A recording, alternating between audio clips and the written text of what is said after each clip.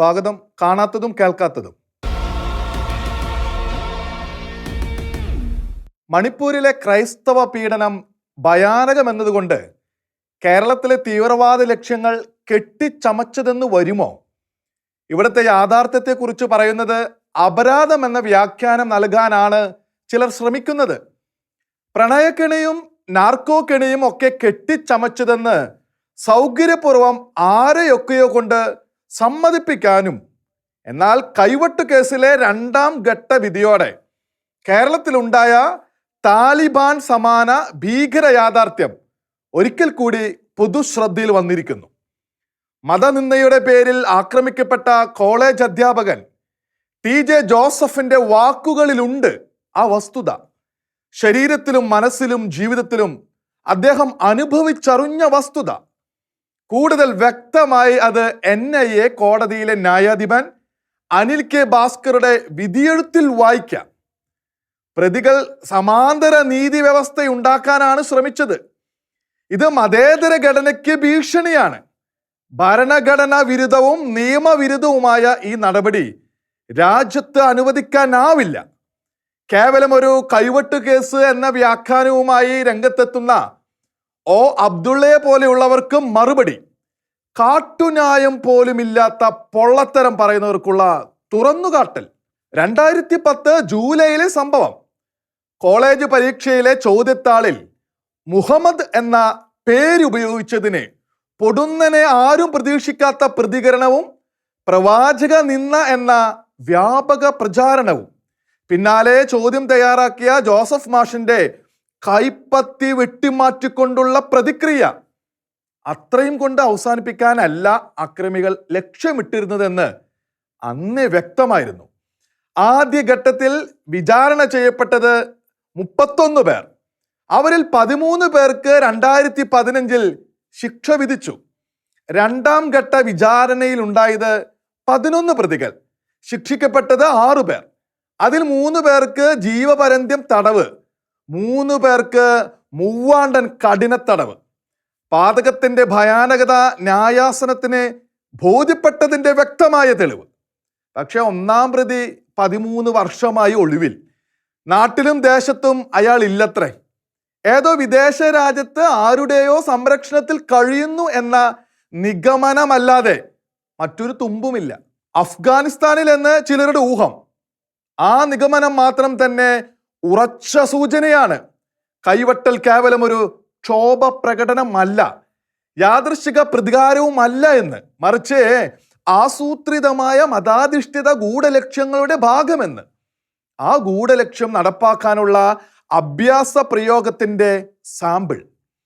ഇത് ഗ്രഹിച്ചാണ് ലിസ്റ്റിലുള്ള പ്രതികളെ ശിക്ഷിച്ചാൽ ഇരയ്ക്ക് നീതി കിട്ടുമെന്ന വിശ്വാസം അബദ്ധമെന്ന് ജോസഫ് മാഷ് സൂചിപ്പിക്കുന്നത്. അദ്ദേഹം ഉപരിസത്യം എടുത്തു പറയുന്നു. ശിക്ഷിക്കപ്പെട്ടത് യഥാർത്ഥ കുറ്റവാളികളല്ല, കുറെ ആയുധങ്ങളാണ്. ആരുടെയോ ആജ്ഞാനുസരണം പ്രവർത്തിച്ച ആയുധങ്ങൾ. ചോദ്യത്താളിൽ മതനിന്ദയുണ്ടെന്ന് ചിലർ ആരോപിക്കുകയും പ്രചരിപ്പിക്കുകയും ചെയ്താൽ ഉടനെ ഹിംസക്കിറങ്ങാൻ മാത്രം ക്ഷോഭമുറ്റി ആയുധമേന്തി നിൽക്കുകയായിരുന്നോ കേരളത്തിലെ ഒരു മതസമൂഹമാകെ? അല്ലെന്ന് ആർക്കാണ് അറിയാത്തത്? ശിക്ഷിക്കപ്പെട്ടത് പലയിടങ്ങളിൽ നിന്നുള്ളവരാണ്. പെട്ടെന്നുള്ള ക്ഷോഭത്തിന്റെ പേരിൽ ചാടി പുറപ്പെട്ടവരോ അങ്ങനെ പുറപ്പെട്ടിരിക്കാൻ സാധ്യതയുള്ളവരോ അല്ല ആ കുറ്റവാളികൾ. മതിയായ സന്നാഹങ്ങളുടെ ആസൂത്രിതമായി സംഘടിച്ചെത്തിയവർ, കൃത്യം ചെയ്യാൻ പാകത്തിൽ പരിശീലനവും മേൽ നിയന്ത്രണവും ഉള്ളവർ. ആ സംഘാടനവും സന്നാഹം ഒരിക്കലും തന്നെയാണ് ആസൂത്രിത ഭീകരതയുടെ തെളിവ്. അക്കാര്യത്തിൽ TJ ജോസഫിന്റെ വാക്കുകൾ കേരളത്തിലെ എല്ലാ സാധാരണക്കാരും ശരിവെക്കും. ചോദ്യത്താൾ തയ്യാറാക്കിയ അധ്യാപകന്റെ കൈവെട്ടാൻ തീരുമാനമെടുത്തവരും അതിനായി ഗൂഢാലോചന നടത്തിയവരുമാണ് യഥാർത്ഥ പ്രതികളെന്ന്. അവരെ ചൂണ്ടിക്കാട്ടാനെന്നല്ല, 1ാം പ്രതിയെ തന്നെ കണ്ടെത്താനോ പിടികൂടാനോ നിയമ സംവിധാനത്തിന് കഴിഞ്ഞിട്ടില്ല. യഥാർത്ഥ ഗൂഢാലോചകർ ഇപ്പോഴും കാണാമറയത്താണ്.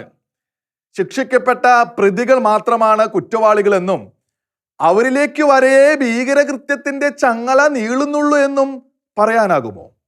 1ാം പ്രതിയെ സംരക്ഷിക്കാൻ എവിടെയൊക്കെയോ ആളുള്ളപ്പോൾ മതത്തിന്റെ പേരിൽ വെറുതെ ഭീതി പടർത്തുകയാണെന്ന ആക്ഷേപമൊന്നും വില പോകുന്നതല്ല. പ്രതികൾ സമാന്തര നീതി വ്യവസ്ഥ ഉണ്ടാക്കാനാണ് ശ്രമിച്ചത് എന്ന ന്യായാധിപ വചനങ്ങളിൽ നിന്ന് ഗ്രഹിക്കാൻ കഴിയുന്നത് ഭീതി നിർമ്മാതാക്കളുടെ ഇടപെടൽ കാരണം കേസിൽപ്പെട്ടവർ തങ്ങൾക്ക് വേണ്ടിയല്ല സമാന്തര നീതി വ്യവസ്ഥയുണ്ടാക്കുന്നത്. രാഷ്ട്രീയ സർവാധിപത്യത്തിന്റെയും പാർട്ടി ഗ്രാമങ്ങളുടെയും അധോലോക വാഴ്ചയുടെയും എന്നതുപോലെ മതവാഴ്ചയുടെയും സൃഷ്ടിയാണ് സമാന്തര നീതി വ്യവസ്ഥ. അത് ആസൂത്രിതമാണ്. അതിൻ്റെ ഭീകരതയും ആസൂത്രിതം. കൈവെട്ടലാകട്ടെ പ്രാകൃത വിശ്വാസത്തിന്റെ ആസൂത്രിത ഭീകരത. പോപ്പുലർ ഫ്രണ്ട് നിരോധിക്കപ്പെട്ടതും അതിൻ്റെ പ്രവർത്തകരുടെ നടപടികളും സംഘടനയുടെ ലക്ഷ്യങ്ങളുമെല്ലാം ഏവർക്കും ഇപ്പോൾ മനപ്പാഠം. ഇവിടെ തീവ്രവാദ സെല്ലുകൾ പ്രവർത്തിച്ചിരുന്നെന്ന് പറഞ്ഞാൽ മതവാദികളും അവരെ പ്രീണിപ്പിക്കുന്ന രാഷ്ട്രീയ നേതാക്കളുമേ തർക്കത്തിനിറങ്ങും. കൈവെട്ടിയവരും തീവ്രവാദ സെല്ലുകളും മതരാഷ്ട്രീയ ആധിപത്യത്തിന് ശ്രമിക്കുന്നവരുടെ ആയുധങ്ങളാണെന്നതിന് പുതിയ തെളിവൊന്നും ആവശ്യമില്ല. മുസ്ലിം സമൂഹത്തിലെ ചെറുപ്പക്കാരെ കുടുക്കിയിരിക്കുന്ന റാഡിക്കലൈസേഷൻ സംഘങ്ങളെക്കുറിച്ചും പറച്ചിലാവർത്തിക്കേണ്ടതില്ല. ഇതൊക്കെ ആസൂത്രണം ചെയ്തവരുടെ ആയുധങ്ങൾ തന്നെയായിരുന്നു. പ്രണയക്കെണിയും നാർക്കോ കെണിയും സ്വഗണത്തിലെ ചെറുപ്പക്കാരെ സന്തോഷിപ്പിക്കാനും ഇതര പെൺകുട്ടികളെ പലതിനും ഇരകളാക്കാനും ഇക്കൂട്ടർ പ്രോത്സാഹിപ്പിച്ചു. അതിൻ്റെ പോസ്റ്റ്മോർട്ടവും ഇനി അനാവശ്യം. ഇരകളായ കുടുംബങ്ങളുടെ ദുരന്തങ്ങളാണ് മുന്നറിയിപ്പ് നൽകാൻ സഭാ മേലധ്യക്ഷന്മാരെ പ്രേരിപ്പിച്ചത്. അത് ഒരു വിധത്തിലുമുള്ള വിദ്വേഷത്തോടെ ആയിരുന്നില്ല. എന്നിട്ടും ഇസ്ലാമികവാദികളുടെ പ്രേരണയിൽ മതഗണത്തിൽ നിന്ന് എത്രയോ പേരാണ് കല്ലറങ്ങാട്ട് പിതാവിനും മറ്റുമെതിരെ നീചമായ കടന്നാക്രമണം നടത്തിയത്. ഇരകളും അവരുടെ ദുഃഖം അറിയുന്നവരും അത് പങ്കുവെക്കുന്നവരും പിതാവിനെ തുടർന്നും സമൂഹത്തിൽ സന്ദേശം ഉയർത്തിപ്പിടിച്ചു. അവർ സൃഷ്ടിച്ച പ്രതിരോധം ഇത്തരം കെണികളെ കുറിച്ച് ഏറെ ക്രൈസ്തവർക്ക്, പ്രത്യേകിച്ച് പെൺകുട്ടികൾക്ക് ബോധ്യം നൽകി. എല്ലാ മതബാഹ്യ പ്രണയങ്ങളെയും കുറിച്ചല്ല അവർ പറഞ്ഞത്. മക്കളുടെ ബാഹ്യ പ്രേരണയിലില്ലാത്ത പ്രണയബന്ധങ്ങൾ നിമിത്തം ദുഃഖം അനുഭവിക്കുന്നവരിൽ മുസ്ലിം മാതാപിതാക്കളും ഉണ്ട്. അത് മതഭേദമില്ലാത്ത അനുഭവം. ക്രൈസ്തവ സമൂഹം മുന്നറിയിപ്പ് നൽകിയത് വിശ്വാസ ചാഞ്ചല്യവും വിശ്വാസ സംഘർഷവും സൃഷ്ടിച്ച് പെൺകുട്ടികളെ വഞ്ചനാപരമായി പ്രണയക്കണിയിലും മതമാറ്റത്തിലും കുടുക്കുന്ന ബോധപൂർവമായ പ്രവണതയെക്കുറിച്ചാണ്.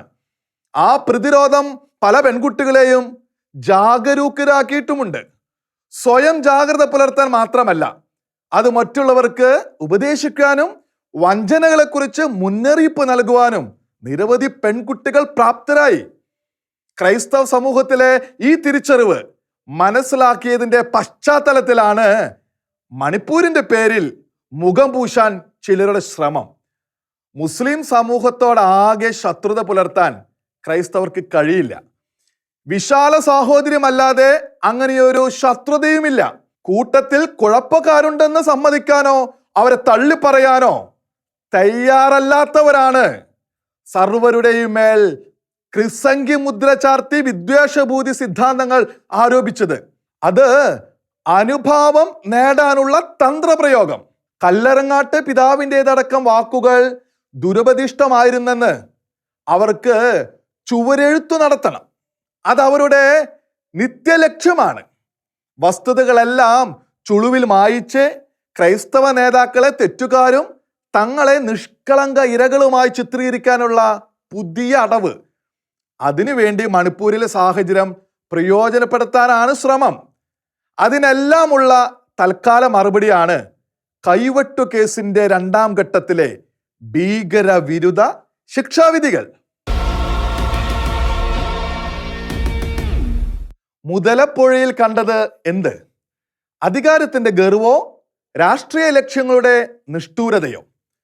പാവപ്പെട്ട ജനസമൂഹത്തോട് കയർക്കുക, അവർക്കു വേണ്ടി നിലകൊണ്ട വൈദികനെ കേസിൽ കൊടുക്കുക, അതുവഴി സ്വന്തം മുഖമാണ് വികൃതമാക്കിയിരിക്കുന്നത് എന്ന് വിവാദമുണ്ടാക്കിയ മന്ത്രിമാർ മനസ്സിലാക്കിയെങ്കിൽ ഇവർക്ക് സംഭവിക്കുന്നത് അത്ഭുതം തന്നെ. പരാതി പറയുന്ന പാവപ്പെട്ട മനുഷ്യരെ അശ്രീകരങ്ങളായി കാണുന്ന മനോനിലയിലാണോ അവർ? തങ്ങൾ യജമാനന്മാരും ജനങ്ങൾ ദാസരും അധകൃതരുമാണെന്ന മട്ടിലാണ് അധികാരസ്ഥരായ പലരുടെയും പെരുമാറ്റം. പ്രീമിയം സുഖസൗകര്യങ്ങളോടെ ആർഭാടത്തിലും ഉദ്ധത ഭാവത്തിലും ജീവിക്കുന്ന പുതിയൊരു രാജകീയ ഗണമാണിന്ന് ജനങ്ങളുടെ വോട്ട് കൊണ്ട് അധികാരത്തിലെത്തുന്നവർ. അവരിൽ ചിലരുടെ അഴിമതിയും തട്ടിപ്പും ഒന്നുമല്ല ഇവിടെ പറയുന്നത്. ജനങ്ങളുടെ മേൽ ആധിപത്യ പ്രയോഗം നടത്തുന്ന സംസ്കാര ചോർച്ചയെ കുറിച്ചാണ്. മുതലപ്പുഴയിലെ മത്സ്യത്തൊഴിലാളി സമൂഹത്തിന്റെ ദുഃഖത്തിനും ദുരന്തത്തിനും വില കൽപ്പിച്ചിരുന്നെങ്കിൽ മന്ത്രിമാർ അങ്ങനെ പെരുമാറുമായിരുന്നില്ല.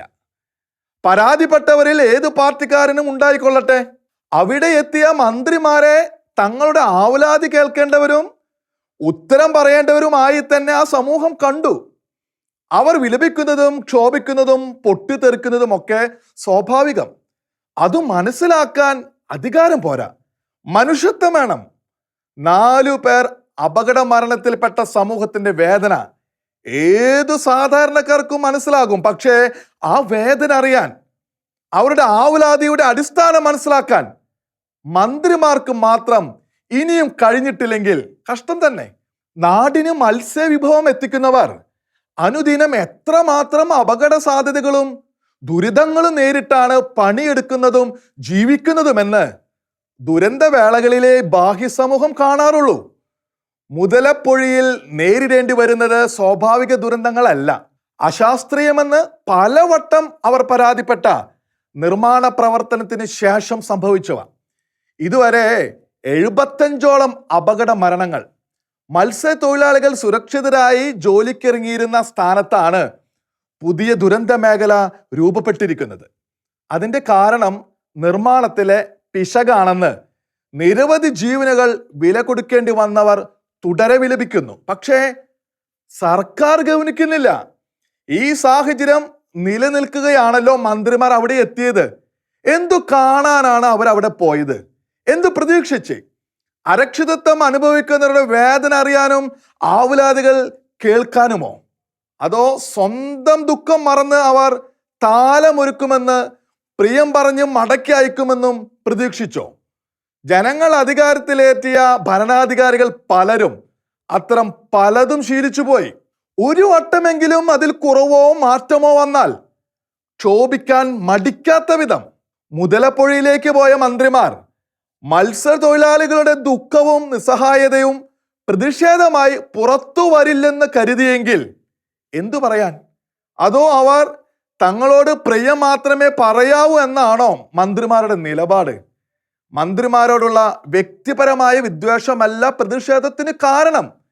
വിഴിഞ്ഞം സമരം വരെയും അതിനുശേഷവും മത്സ്യത്തൊഴിലാളികൾക്ക് സർക്കാരിൽ നിന്ന് നേരിടേണ്ടി വരുന്ന അവഗണന, അവരുടെ ജീവരക്ഷ പോലും സർക്കാർ നിസ്സാരമായി കാണുന്ന അവസ്ഥ, ഉറപ്പുകളോ വാഗ്ദാനങ്ങളോ മാനിക്കാത്ത സമീപനം, അതിലുള്ള രോഷം മനസ്സിലാക്കാതെ അവരോടും അവർക്കൊപ്പം നിന്ന വൈദികനോടും വീഡിയോ ക്ലിപ്പുകളിലെ ഹീറോയിസത്തിന്റെ ഭാഷ പ്രയോഗിക്കുന്ന മന്ത്രി സംസ്കാരം സമൂഹം കണ്ടു.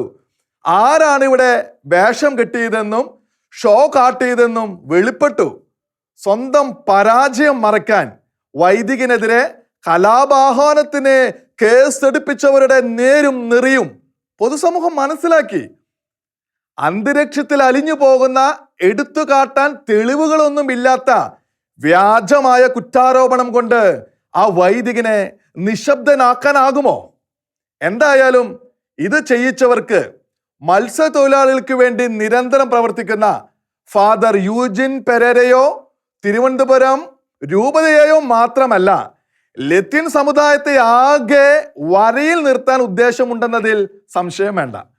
മത്സ്യത്തൊഴിലാളികൾ എന്നല്ല, ഒരു ജനവിഭാഗവും തങ്ങളെയല്ലാതെ മറ്റാരെയും വിശ്വസിക്കുന്നതും ആശ്രയിക്കുന്നതും ഇഷ്ടപ്പെടാത്ത ആതുര മനസ്സ് ബാധിച്ചവരാണ് പല ഭരണാധികാരികളും. മത്സ്യത്തൊഴിലാളികൾ വൈദിക നേതൃത്വത്തെ ആശ്രയിക്കുന്നത് അവർക്ക് അസൗകര്യമുണ്ടാക്കുന്നു. ദുരിതത്തിൽ ഒപ്പം നിൽക്കുന്നത് കൊണ്ടാണ് തീരമേഖലയിലെ മത്സ്യത്തൊഴിലാളികൾ വൈദികരുടെ നേതൃത്വത്തെ വിശ്വസിക്കുന്നതും ആശ്രയിക്കുന്നതും. രാഷ്ട്രീയ അധികാരികളുടെ വാക്കിനേക്കാൾ അവർ വൈദിക നേതൃത്വത്തിന്റെ പിന്തുണയെ വിശ്വസിക്കുന്നു. സഭാ നേതൃത്വം അവർക്കൊപ്പം നിൽക്കുന്നില്ലെങ്കിൽ മത്സ്യത്തൊഴിലാളികളെ അടക്കി നിർത്താമെന്ന ധാരണയാകാം രാഷ്ട്രീയ അധികാരികൾക്ക്. അതിന്റെ പ്രകടനമാണോ മുതലപ്പൊഴിയിലെ പാവങ്ങളോട് കയർത്ത മന്ത്രിമാരിലൂടെ കണ്ടത്? അവരോടും സർക്കാരിനോടും ഒന്നേ പറയാനുള്ളൂ, പാവങ്ങളെയും അവർക്കൊപ്പം നിൽക്കുന്നവരെയും എങ്ങനെ ദ്രോഹിക്കാം എന്നതാകാതിരിക്കട്ടെ ഭരണതലത്തിലെ ചിന്ത. പകരം അവരുടെ ദുരിതം നീക്കാനുള്ള വഴികളെ കുറിച്ചാകട്ടെ. കള്ളക്കേസുകൾ വഴി നീതിബോധത്തെ നിശബ്ദമാക്കാമെന്ന് കരുതരുത്. ഒന്നും കൂടി, കരയുന്നവന്റെ മുഖത്തിടിക്കുന്നത് നീചമല്ലേ മന്ത്രിമാരെ, സർക്കാരെ? കാണാത്തതും കേൾക്കാത്തതും അടുത്ത ആഴ്ച ഇതേ സമയം.